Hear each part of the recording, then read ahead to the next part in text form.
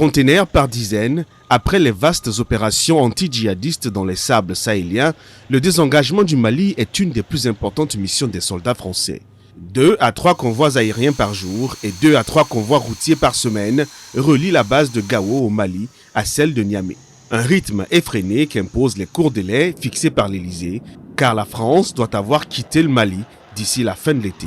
On vole tous les jours, quasiment tous les jours, à la discrétion actuellement de la météo et puis des maintenances que l'on doit réaliser sur nos aéronefs.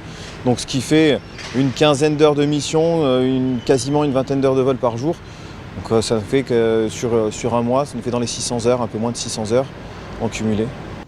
Poussés vers la sortie par une junte malienne hostile, les Français ont entamé leur repli en février au terme de 9 ans de présence ininterrompue pour lutter contre les djihadistes.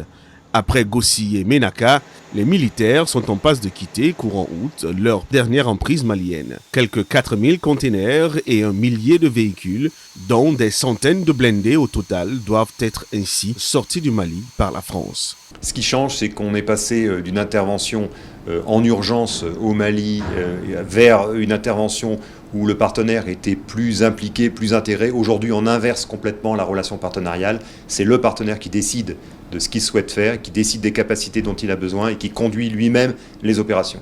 Selon les responsables, la complexité de la manœuvre vient des distances à parcourir et du nombre de matériel et d'hommes à sortir en un temps court, sans oublier la présence des groupes djihadistes affiliés à l'organisation État islamique.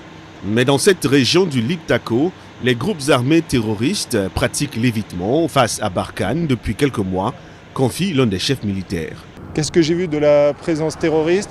J'ai vu des empreintes de terrain, des traces de véhicules, j'ai vu des populations qui me rendaient compte, qui me faisaient part des exactions qu'elles subissaient.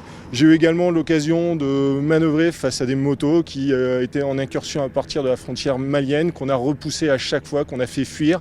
Et concrètement, on était face à un ennemi qui avait peur de nous, peur des Nigériens, peur de la force et en permanence en train de nous fuir. Ce retrait intervient en pleine flambée des violences au Sahel. Plus de 2000 civils ont été tués au Mali, au Niger et au Burkina Faso depuis le début de l'année, soit déjà plus que les 2021 recensés pour toute l'année 2021, selon les calculs de l'AFP à partir d'une compilation de l'ONG spécialisée ACLED.